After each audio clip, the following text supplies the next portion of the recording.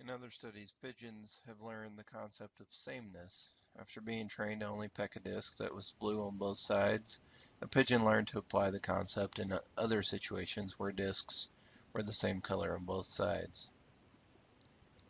There's even evidence that pigeons understand more complex concepts, such as items associated with other things like humans. They can identify boats, cars, etc., versus things not associated with humans.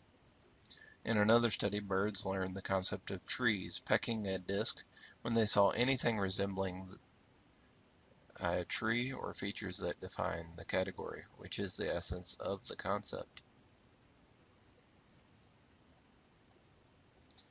So,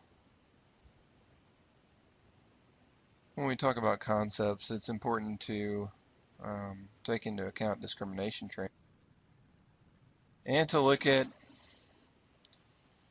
outliers of concepts, unusual circumstances, and examples of concepts such as the platypus shown here. Smoking relapse is very common. As Mark Twain, a lifelong cigar smoker, once quipped, "It's easy to quit smoking. I've done it 100 times." Smoking is very difficult to quit. In smoking cessation, which means quitting, it is essential to understand what triggers smoking behavior for each individual. You might ask them if they smoke when they drink or when they're bored, or with their coffee or newspaper. Find the stimuli that elicit the smoking reaction and teach the person to avoid those stimuli. Unfortunately, many of the stimuli that elicit smoking urges are very common in our environment or even involve close friends who smoke, favorite places, etc. A smoker that is triggered by drinking coffee may need to practice drinking coffee without smoking in order to help extinguish the conditioning.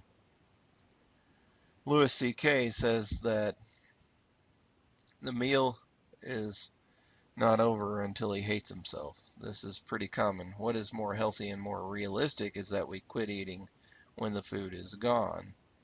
So we see an empty bowl and we quit eating. Imagine an empty soup bowl, you're done. But one evil experiment somehow used a soup bowl that kept refilling itself. Guess what happened? People kept eating, and 4 people died. Just kidding, nobody died. So then, as with all things psychological, we have theories to try to explain and understand. Pavlov's theory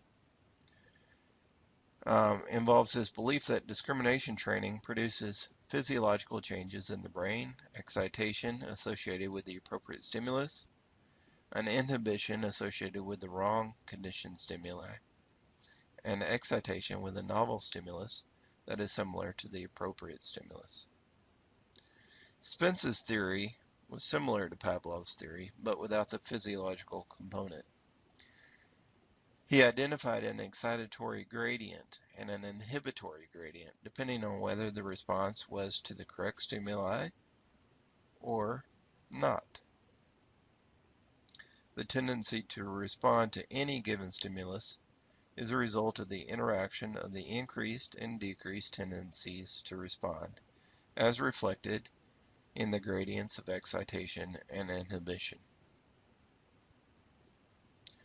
Discrimination training produces a similar effect, wherein there is the increased tendency to respond to a stimuli resembling the correct stimulus, while at the same time a decreased tendency to respond to a stimuli resembling the wrong stimulus.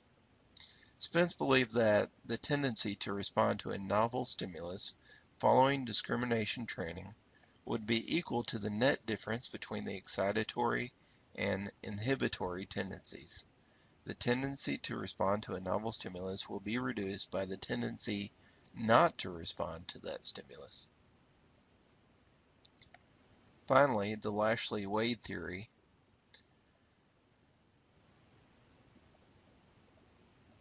resulted from researchers who argued that generalization gradients depend on prior experience with stimuli similar to those used in testing discrimination training. Increasing the steepness of the generalization gradient because it teaches the animals to tell the difference between the correct stimulus and other stimuli. They noted that the generalization gradient is not flat at other times, emphasizing their belief that discrimination training occurs in everyday life. For instance, does the pigeon not learn to distinguish colors in everyday life outside the laboratory? This theory has had mixed support by research.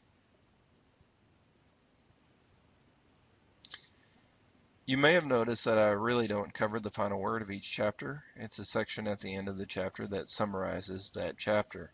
For those of you that need a refresher or dislike my examples, summaries, and discussion, I suggest reading it. Read the final word sections. For the rest of you, I'll see you in chapter 12.